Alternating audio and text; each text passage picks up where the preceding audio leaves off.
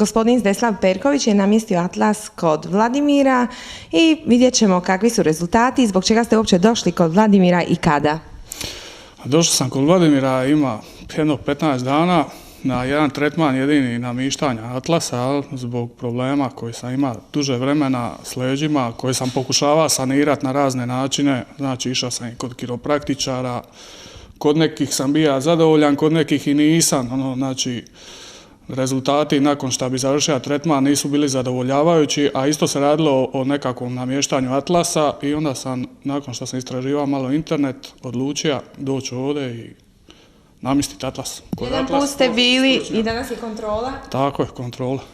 I jeste li zadovoljni sada? Sigurno da sam zadovoljan. Zadovoljniji sam puno nego što sam tamo, a to tamo nisam ni siguran da je namještanje pravo atlasa.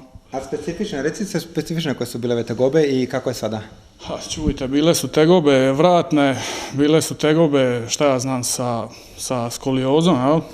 Dobro, da.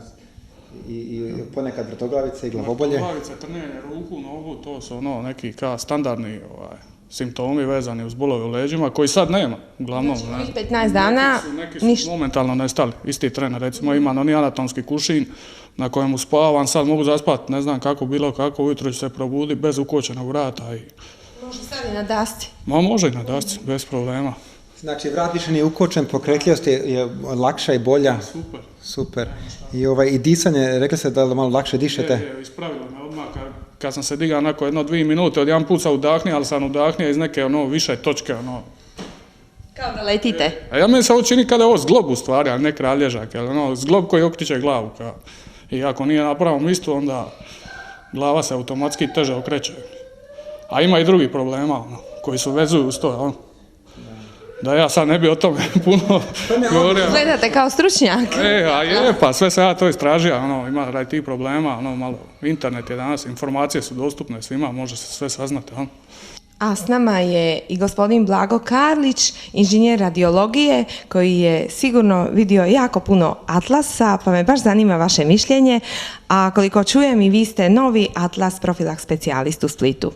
Odnedavno sam atlas profila specijalista u Splitu, a budući da mi moje zanimanje osnovno koje je prije do sada bilo vrlo vezano znači, za anatomiju, za rentgenska snimanja, pogotovo u zadnje vrijeme od kad sam se počeo malo zanimati za atlas, neke 3 godine već to ima, nije to baš od juče, primjećujem svakodnevno, jako često, znači čak preko 70-80% snimaka se izuzetno lijepo vidi to iščašenje. Kad ste se vi namjestili? Ja sam namjestio, pa nepuna godina dana, skoro godina dana. A kad ste se počeli zanimati, je li isto? Zanimati sam se počeo prije 3 godine. Kad se pojavila to u Hrvatskoj prvi članak o atlasu, počeo sam se zanimati. I gospodin Vlado Tomljenović? Tomljenović objavio prvi članak, ja sam se počeo zanimati, već praktički tada 2 godine sam s njim u kontaktu. I znači prije godinu dana sam namjestio atlas, a evo sad odnedavno sam i atlas specijalista. I kada vi počinjete namještati atlas? Ja već namještam atlas. Super. Namjestio sam nekoliko ljudi. Možete nešto pokazati? Imam izuzetno jedan specifičan slučaj za pokazati, znači, nećemo ga možda vidjeti baš tako često, ali kod nekih 30% ljudi je izuzetno veliko iščašenje, znači vidimo luk atlasa koji u principu je superponiran, znači njega ćemo rijetko vidjeti, osim kod iznimnog iščašenja atlasa, vidimo taj stražnji luk atlasa, on je obično u principu ako nema velikog iščašenja, superponira se i ne vidimo, odnosno stručnjak, radiolog to može procijeniti i vidjeti, a evo ovo je stvar koju pokazujem je zapravo i za svakog laika koji to može lako se objasni. Da kažemo, znači vidimo oba luka atlasa, a da nije ščašen bio bi više... Znači ovdje vidimo atlas tako kipovan, rekli bi na njemačku jednu riječ upotrijebiti, znači on je okrenut.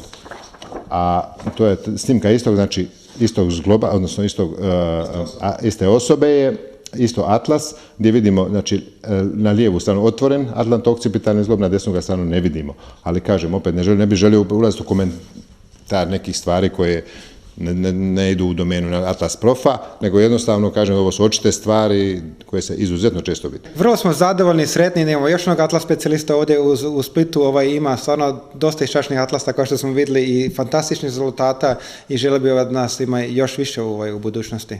Evo, vas dva ste atlas specijalisti i vidim u jednim lijepim odnosima ste. Recite mi u kakvim ste odnosima sa kiropraktičarima? Pa ja se trudim da surađujemo više. Znači, mi samo prvi vratni kralježak namještamo, a oni druge kralješke namještaju, tako da ima mjesta za sve. Znači, sve kralješke treba namjestiti. Mi kažemo, ajmo reći da je prvi najvažniji, nije bitno, on je gornji, najvišlji i mi njega namjestimo. Ovi drugi se treba održavati, znači torakalni dio, lumbalni dio ako boli. Ja bi radije da ljudi idu kod kiropraktičara nego da uzeti tablete, injekcije ili još gore operacije. Znači, operacije se često može izbjeći sa kiropraktikom. Naglasim da ide kod doktora kiropraktika, normalno ne kod nekog ko će vas primiti i izlomiti, tako rekući, ne, bez diplome. Ali vama se često dogodi da kad namjestite atlas, da se riješe i donji dijelovi. Znači, iščašen i tako namješten atlas utječe na cijelo tijelo i na cijelu kralježnicu. I kad se atlas namjesti, i lumbalni, torakalni, znači donji dio kralježnice se rastereti, ali nekad su potrebni dodatni tretmani i kad je atlas namješten, onda su ti dodatni tretmani djelotvorni. I vi to odmah rećete svojim... Apsolutno, ja sam za to da se čovjeka dapače preporuči kiropraktika s tim da, apsolutno, znači, oni jednostavno nisu u mogućnosti riješiti problem atlasa, jer nemaju definiranu metodu. Rade na krivi način, odnosno jednostavno nisu upoznati sa onim ispravnim načinom namještanja atlasa, odnosno ne znaju kako taj atlas zapravo je iščašen. Ali kad vi namjestite atlas i njihovi tretmani bolje djeluju. Njihovi tretmani apsolutno bolje djeluju, to je poanta i je. Znači, po namještanju atlasa obaviti nekoliko kiropraktičarskih zahvata, odnosno namještanja kralježnice, definitivno je poboljšanje.